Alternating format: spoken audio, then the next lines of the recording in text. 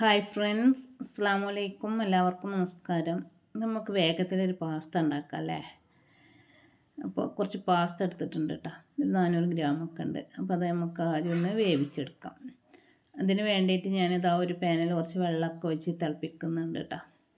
അതിലേക്ക് കുറച്ച് ഉപ്പും കുറച്ച് ഓയിലും ഒഴിച്ച് കൊടുത്തിട്ടുണ്ട് കേട്ടോ. എന്നിട്ടൊന്നുകൊണ്ട് നല്ല തിളച്ചതിന് ശേഷം നമുക്ക് അതേക്ക് ഇട്ട് കൊടുക്കട്ടോ.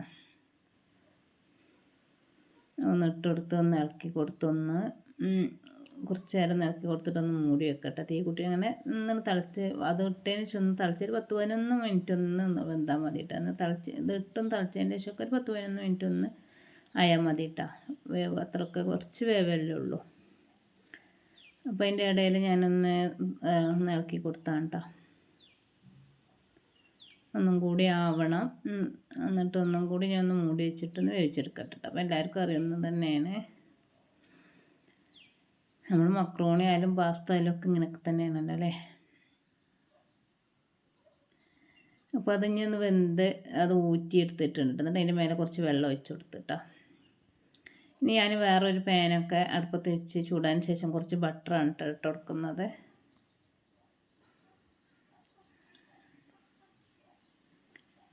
ഇനി ബട്ടർ ചൂടായതിന് ശേഷം അതിലേക്ക് വെളുത്തുള്ളി ചെറുതാക്കി അരിഞ്ഞ് വെച്ചതാണ് ഇട്ട് കൊടുക്കുന്നത്. ഒരു 2 ടേബിൾ സ്പൂൺ ഉണ്ടാവും കേട്ടോ. ഞാനതൊന്ന് ഇളക്കി കൊടുക്കാം. അതിന് ശേഷം അതിലേക്ക് ഒരു സവാള ചെറുതാക്കി അരിഞ്ഞിട്ട് അത് ഇട്ട് കൊടുക്കുന്നുണ്ട് കേട്ടോ.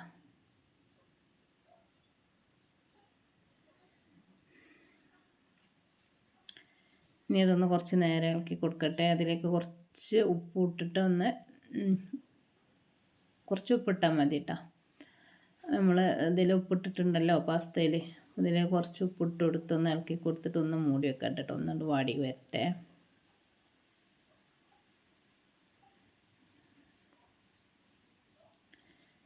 ഇപ്പോൾ അതൊക്കെ വാടി വന്നിട്ടുണ്ട്. ഒന്നും കൂടി ഇളക്കി കൊടുത്ത് കഴിഞ്ഞ് ഇതിലേക്ക് ഞാൻ ഒരു 1/2 ടീസ്പൂൺ മുളക് പൊടി ഇട്ട് കൊടുത്തിട്ടുണ്ട്. പിന്നെ കുരുമുളക് പൊടി, പിന്നെ മല്ലിപ്പൊടിയാണ് കേട്ടോ. അതുപോലെ മല്ലിപ്പൊടി ഞാനൊരു ടീസ്പൂൺ ഇട്ട് കൊടുത്തിട്ടുണ്ട്. പിന്നെ കുരുമുളക് പൊടിയാണ് ഇട്ട് കൊടുക്കുന്നത്. അത് ടേബിൾ സ്പൂൺ ഇട്ട് കൊടുത്തിട്ടുണ്ട്. പിന്നെ എരിവിന് കാര്യമായിട്ട് അധികം മുളക് പൊടി കുറച്ച് ഇട്ട് കൊടുത്തിട്ടുണ്ട്. അപ്പോൾ എരിവ് ഇല്ലെങ്കിൽ നമുക്ക് ലാസ്റ്റ് ഇട്ട് കൊടുക്കും. ഒന്നും കൂടി അതിന് ശേഷം ഇട്ട് കൊടുക്കാം കേട്ടോ. ഇനി ഇതിലേക്ക് ഞാൻ ചിക്കനാണ് കേട്ടോ, ബോൺലെസ് ചിക്കൻ അത് ചെറുതാക്കി മുറിച്ച് വെച്ചിട്ടുണ്ട് കേട്ടോ, കഴുകി വെച്ചതാണ്. ഞാൻ അതിട്ട് കൊടുത്തിട്ടുണ്ട്.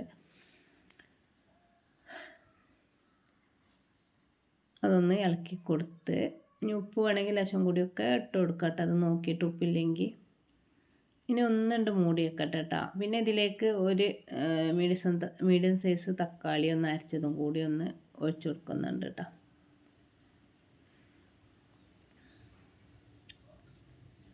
അത് ഒഴിച്ചു കൊടുത്ത് ഒന്ന് ഇളക്കി കൊടുത്ത് എന്നിട്ട് ഇനി തീ കുറച്ചിട്ട് കുറച്ച് നേരം ഈ ചിക്കനൊന്ന് വെന്ത് വരട്ടെ കേട്ടോ.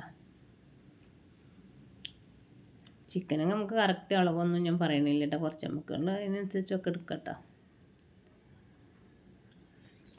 അപ്പോൾ അതൊന്ന് ഇളക്കി കൊടുക്കുന്നുണ്ട്. അപ്പോൾ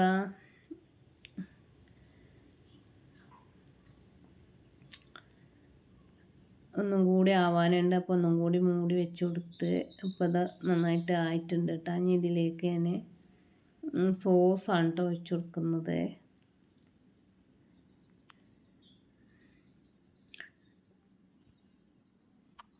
തക്കാളി സോസ് ഒഴിച്ച് കൊടുക്കുന്നുണ്ട്. ചില്ലി സോസ് ഇട്ടാൽ റെഡ് ചില്ലി സോസ് ഉണ്ടെങ്കിൽ അത് ഒഴിച്ച് കൊടുക്കുക. അപ്പോൾ രണ്ടും ഒഴിച്ച് കൊടുത്തിട്ടുണ്ട് കേട്ടോ. അതൊക്കെ നമുക്ക് കറക്റ്റ് കുറച്ച് അളവിന് നമുക്ക് എത്ര വെച്ച് ഒഴിച്ച് കൊടുക്കുക.